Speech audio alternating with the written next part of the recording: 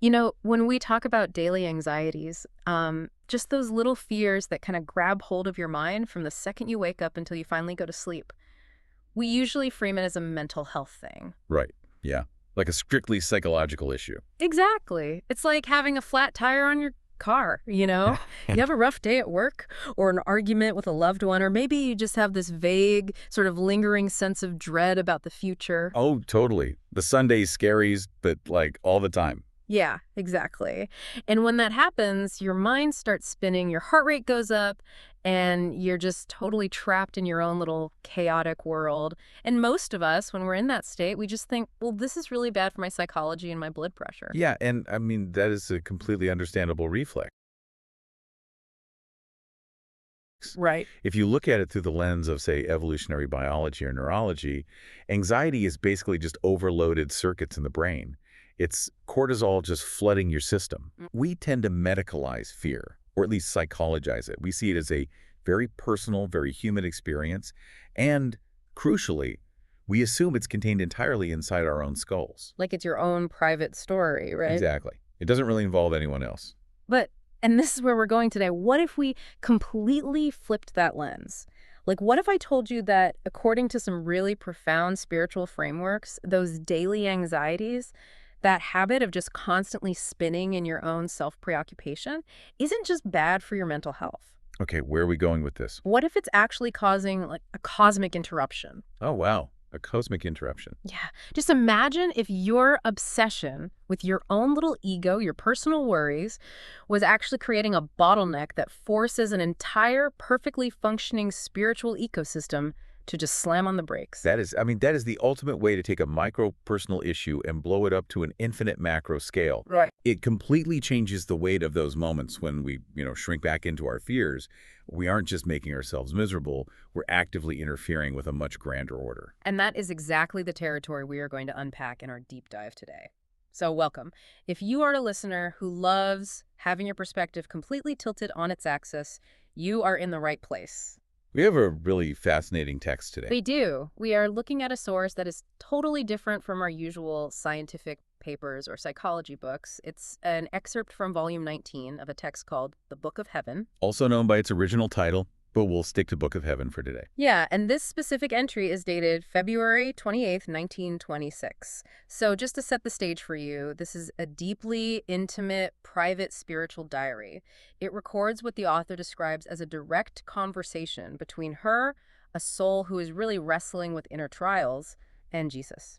And I think the most compelling thing about this document is its internal logic. Totally. Our mission for this deep dive isn't to preach or to get bogged down in dogmatic theology. Not at all. No, we're looking at the mechanics of it. Exactly. We're looking at this text as a highly complex psychological and spiritual framework. The core concept we are unpacking is this idea of living in the divine will. Which sounds kind of abstract at first. It does, but the text makes it so concrete. It builds this spiritual universe where human fear has literal spatial and physical consequences. A universe where purely spiritual beings, like angels, can actually experience starvation. That part blew my mind. We will definitely get to the starving angels. Right, and where divine grace is materialized into this vivid image of a magnificent, fully furnished mansion. It's just such a layered, intricate system of thought. I love that approach so much. And I just want to emphasize to you, the listener, that we are stepping into the space of this text with a lot of respect and an open mind. Yeah, regardless of your personal religious background. Exactly. Whatever your beliefs are, the metaphors, the vivid imagery, and the really sharp logic in this 1926 text offer a profound way to think about how we interact with a reality that is bigger than ourselves.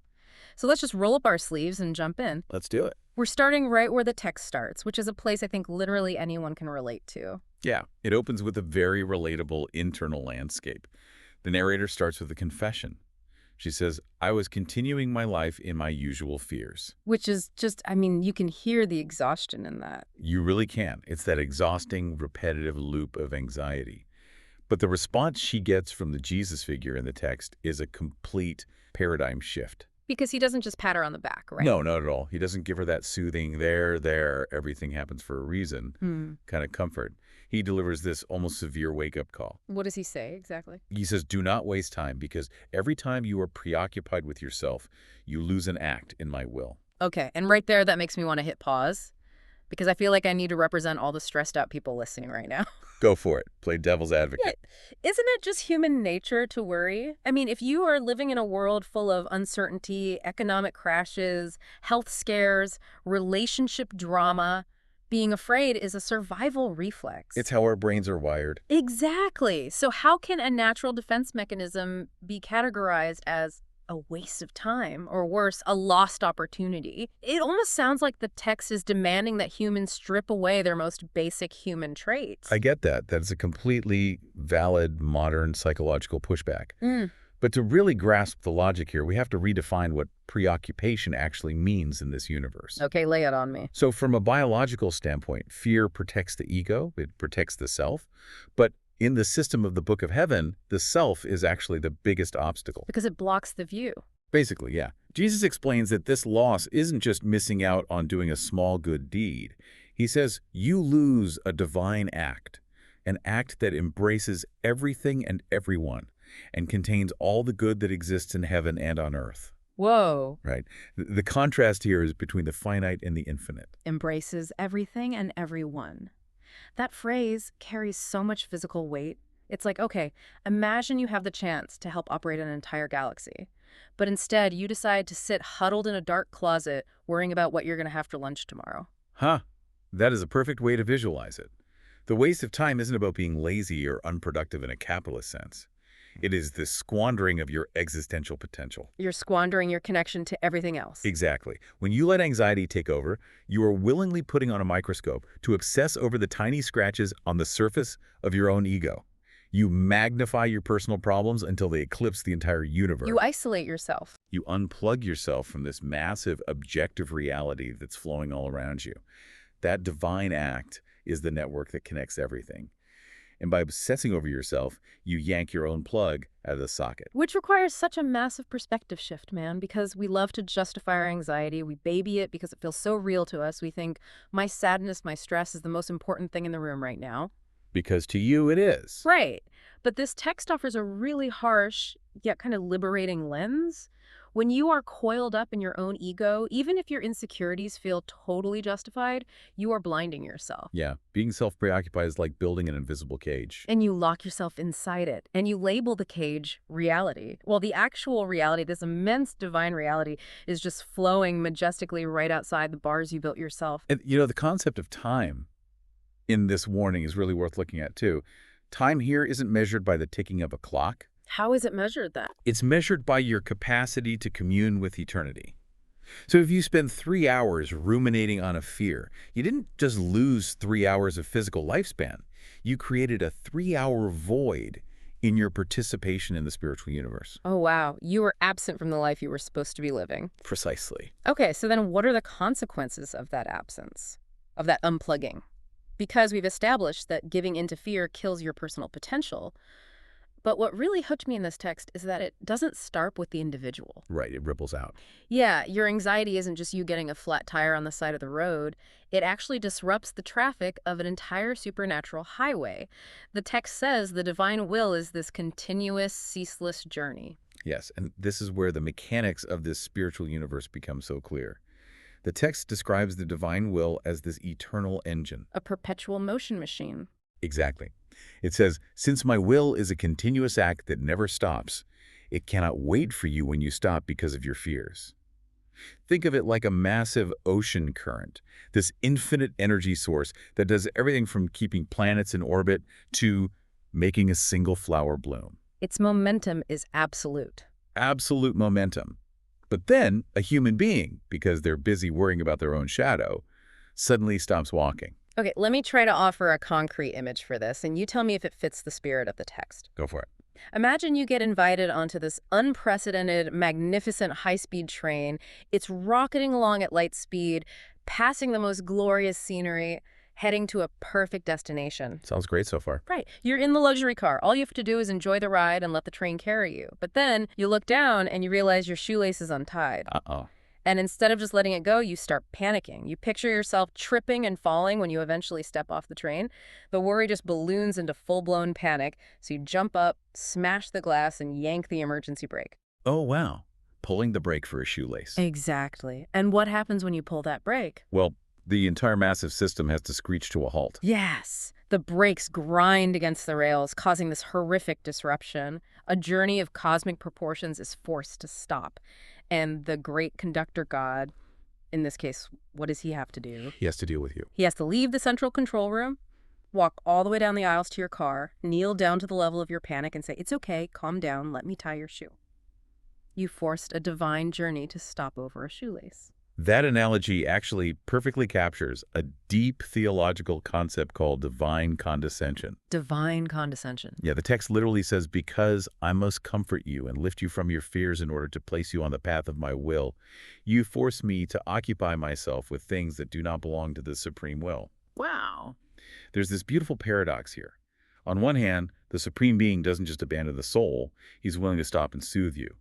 But on the other hand, the text firmly insists that this is a disruption. It's a waste of potential. Because addressing your anxiety isn't part of the supreme will, which is all about perfection and moving forward. Exactly. It really reframes how we look at the time we spend wallowing in our personal crises.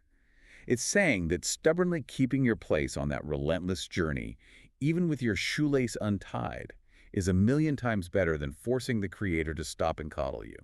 So God's patience isn't an excuse for us to stay fragile. It's more like a reminder of the gap between what we're currently doing, which is obsessing over trivia, and what we could be doing, which is participating in something grand. And the psychological angle here is fascinating too. How so? Well, we often have this secret desire to be saved from our minor inconveniences. We want someone to validate our fears and comfort us. But this text is essentially saying, stop demanding attention for your fragile ego. The supernatural order doesn't exist to cater to your hypersensitivity. That is tough love right there. It is, but there is also a huge amount of respect for the soul's hidden potential in that instruction. The text believes you are fully capable of keeping up with that cosmic tempo if only you drop the self-pity. Stop demanding attention for your fragile ego. Man, that is a direct hit to the kind of victim mentality that modern society sometimes encourages. Definitely. But listen, if you thought stopping the cosmic bullet train was the biggest consequence, strap in. Because the disruption your fear causes doesn't end with just you and God. Right, it sends shockwaves. Yes, it sends these shockwaves through the entire spiritual ecosystem around you. And this is where the text brings in one of the most baffling and fascinating images. The angels. Yeah, this is the part that totally shatters our traditional stereotypes. When we think of guardian angels, we usually imagine these perfect, unchanging spiritual entities, right? Yeah, like big, glowing bodyguards with wings. Right, invisible, powerful bodyguards who just stand there shielding us from car accidents. And we assume they are completely independent, totally unaffected by our pathetic human mistakes. But the text throws a massive curveball here. It literally says, even your angel who is with you suffers starvation. Starvation. Right. A supernatural entity with no physical stomach experiencing hunger. That completely upends the spiritual power dynamic I always imagined. It really does. They aren't just passively observing with their arms crossed. This implies there is a two-way energy pipeline between the human and the angel. It's like they are nourished or starved by the internal state of the person they're guarding. When we stop in our tracks out of fear, our angel has no food. It paints this picture of a really beautiful spiritual symbiosis. Yeah. Your angel isn't an outsider looking in. They are plugged directly into your divine flow. So the starvation is metaphorical. Yes, the starvation is a metaphor for being deprived of the vibrations of the divine will. But look at the flip side. When you do overcome your self-preoccupation, when you act in the divine will, what happens? The text calls it an accidental beatitude. Exactly. The text says the angel receives an accidental beatitude that brings them immense joy when they are near you. You basically create a double paradise for your angel.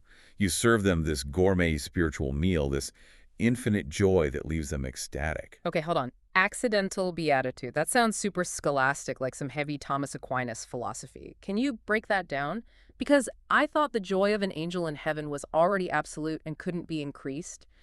How does an accidental beatitude work? You're hitting on the exact theological tension there. To understand it, we have to distinguish between two types of joy in eternity. Okay, I'm listening. So angels and saints possess what's called essential beatitude. That is the absolute unchanging joy of seeing God face to face. That joy is at 100%. It never runs out, and it can never be taken away. So they're already maxed out on happiness. On essential happiness, yes. But then there's accidental beatitude, or secondary joy. These are new bursts of delight that arise from specific events happening in time. Give me an example. Okay, imagine a billionaire who has everything in the world.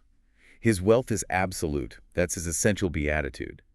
But one day, his 5-year-old granddaughter draws him a messy little crayon picture. Ah, okay. The joy that picture brings doesn't make him financially richer, but it creates this fresh wave of happiness, this bright, new delight in that specific moment. That is accidental beatitude. That makes perfect sense. Right. So when a soul on earth makes an act in the divine will, it's like composing a brand new song that didn't exist before, and the angel next to them instantly experiences that added joy. Wow. That mechanic is just stunning because it gives us these tiny, flawed, fearful human beings this almost unimaginable power, the power to increase the joy of a perfect heavenly creature. We can basically treat our angel to a banquet. And the magic doesn't even stop there. Right, because heaven isn't just a bunch of individuals enjoying themselves in private. It's highly communal. The angel doesn't keep the joy a secret, do they? Not at all. The communal nature of heaven is a huge focus here. The text says, "And since the joys of heaven are communal, your angel offers the accidental beatitude received from you to the whole celestial court." It shatters the boundary of space. Completely. One act of pushing past your fear, one moment where you choose to step into the divine will on a random, stressful Tuesday afternoon, instantly becomes this glowing prize that your angel takes up and shows off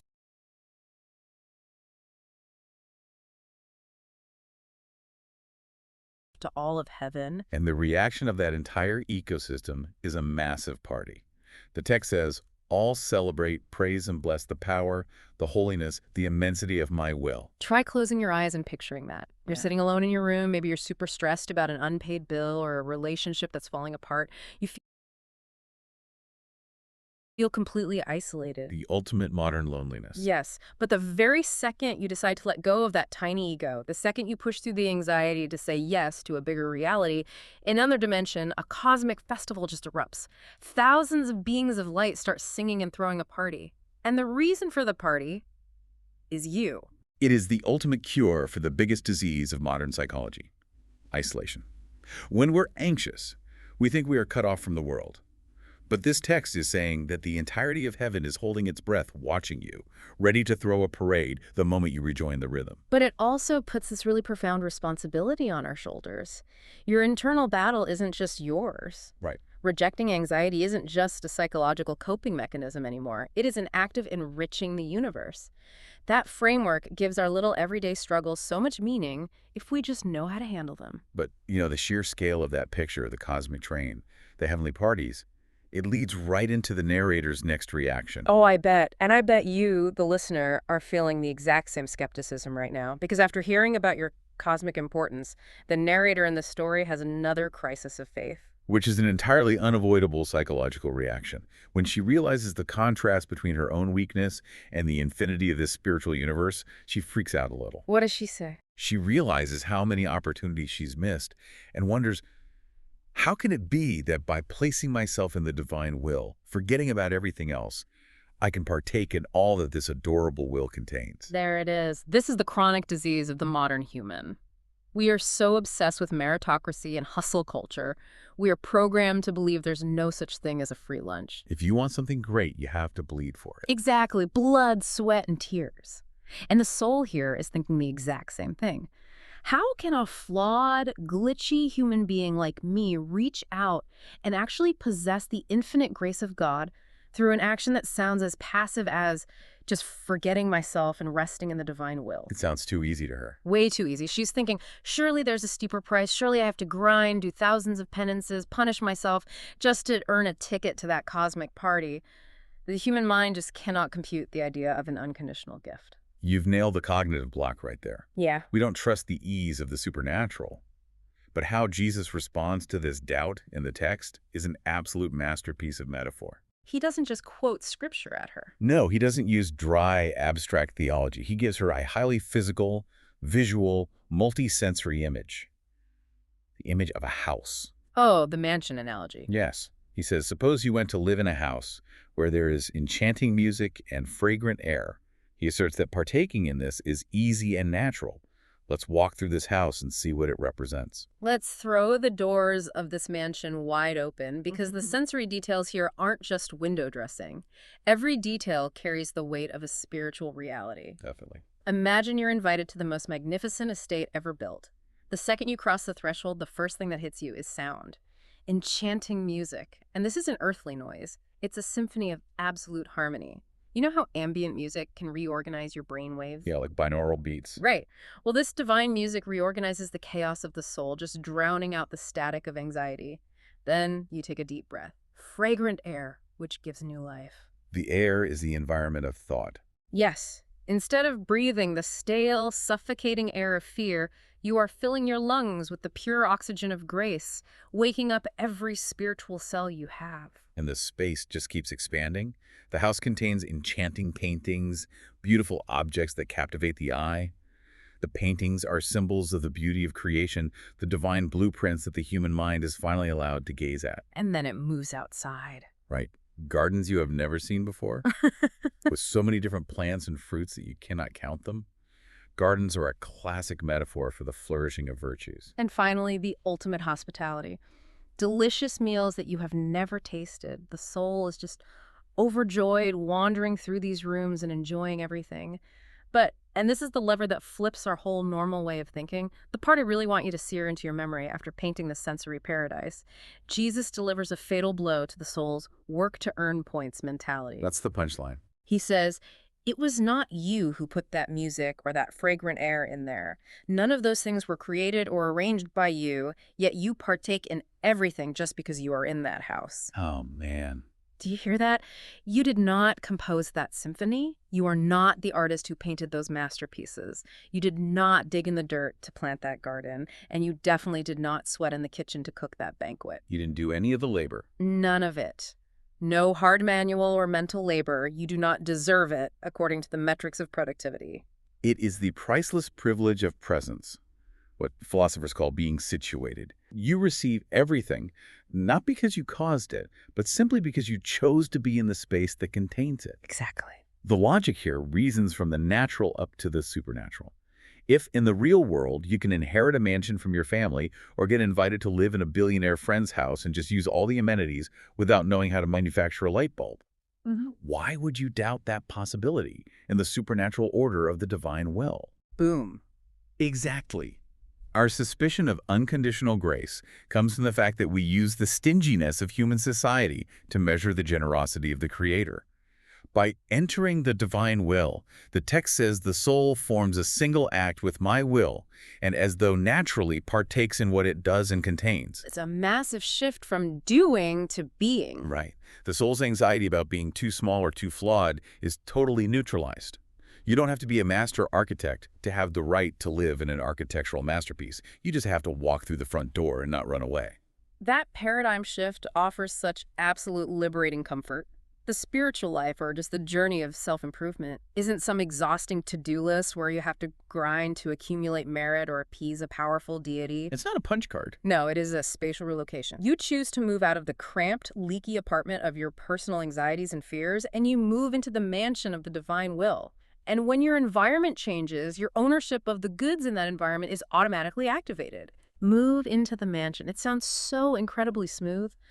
Just drop your fears, grab your bags, walk through the grand doors, and boom, you're the heir. If only it were that simple, right? Yeah, because we are realists. We know that to enter a purely holy space, a place with divine music and immaculate air, you can't just drag your muddy boots and your filthy, selfish baggage from the outside world across the white carpets. No, the environment would reject it. Exactly. And predictably, the text doesn't just leave us with an easy invitation, it gives us one final, vital requirement. A core mechanism of transformation so the soul can actually survive in this magnificent house. It is a metamorphosis. Right, because you can't bring impurity into perfection without causing a massive conflict. The text uses some very deep symbolic theology to explain this condition.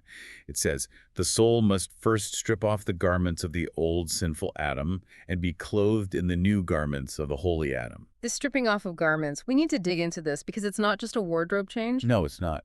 It's not like taking off a sweaty t-shirt and putting on a nice tuxedo so you fit in at a gala. This new garment is described as something far beyond fabric. It's a living entity. The text says, "The garment of the soul is the light of the supreme will," a coat woven entirely out of light. And that image of the garment of light is one of the most sophisticated mystical mechanics in this whole excerpt. This light isn't just a passive covering. It doesn't hide your ugliness. It burns it away and replaces it. How does it describe the effect? The text explains, "Through this garment of light, all of his divine ways are communicated to the soul noble ways that expand to everyone." Think of it like a superconducting neural network or an ultimate operating system update. Yes, an OS update for your soul. When you put on this light, it acts as a conduit. It constantly downloads these divine ways, reprogramming all your reflexes, your thoughts, your behaviors from the inside out. The result is, as the text says, it makes the soul lose its earthly traits and restores in it the likeness of its creator. It washes away every trace of the old Adam, which is the instinct of fear, selfishness, and limitation. Okay, but this is where I want to pause and parse things carefully, because the text makes a very definitive claim here. It says, "The life is one and the will is one." Right. When I read that line, a big question popped up. In traditional religion, we talk a lot about obedience. But obedience implies two separate wills, right? There is God's will giving the command, and my will obeying it. No matter how perfectly I obey, there's a gap between me and him. You're still two distinct entities. Exactly. But the phrase, "the life is one, the will is one," doesn't sound like obedience. It sounds like identity merging. Like a drop of water falling into the ocean and becoming the ocean. Exactly. So the question is, when we put on this garment of light, is our individual ego completely annihilated?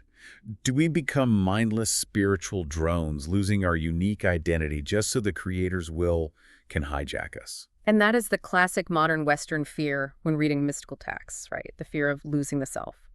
But according to the logic of this universe, merging isn't spiritual suicide, it's maximum fulfillment. Tell me more.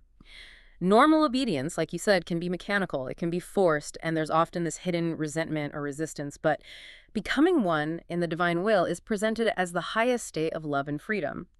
The garment of light doesn't brainwash you.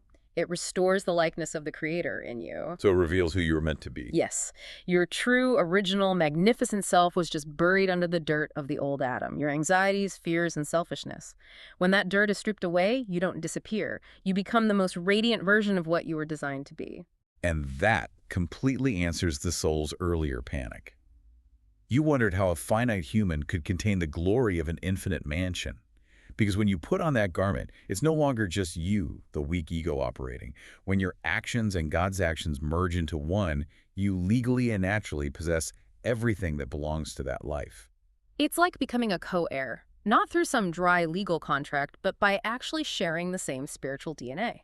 The garment of the old Adam is defensive. It's curled inward, creating bottlenecks and yanking the emergency brake on the cosmic train. But the garment of light is total openness. It is opening the lungs of your soul to their maximum capacity to breathe the exact same air as the Creator. When two beings breathe in the exact same rhythm, they share a single life. And that brings us perfectly to why the text, after laying out these massive, lofty concepts, lands on an ending that is so incredibly gentle and protective. Yeah, it really brings it back down to earth. Because once the human soul grasps the colossal scale of this metamorphosis, it's really easy to fall into a brand new trap of anxiety. Okay, I'm in the mansion, I've got the garment of light, but I'm still me, I'm weak. How can I possibly maintain this supernatural state forever? What if I trip on my shoelace again tomorrow, panic, and ruin the garment? And Jesus' answer to that is just this profoundly tender promise. He says, "I charge you, be attentive and always faithful to me, and your Jesus will keep the tempo for you. To keep you always living in my will, I will stand guard so you never go out of it." Keep the tempo. I have to admit, that phrase is my absolute favorite detail in this entire excerpt. Let's go back to the enchanting music in the mansion. God doesn't tell you, all right, you made it inside, now you have to instantly become a master conductor and wave the baton perfectly for this massive cosmic symphony, and if you miss one beat, you're evicted. Not at all. No. He says, you just stay faithful, which basically means just keep your eyes on me. And he says, I will be the one keeping time. I will keep the tempo for you. You don't have to strain and flex every muscle to maintain this immense state of being. The supreme being isn't just the goal you're running toward. And he isn't just the landlord of the mansion. He actually lowers himself to be your companion, the one beating the drum, guarding you against your own instability. And the final note of the text throws a splash of realism on all this soaring mysticism. It says, "You must keep this path in mind and practice living in the divine will every day as you have been instructed." The magic word, practice. Practice.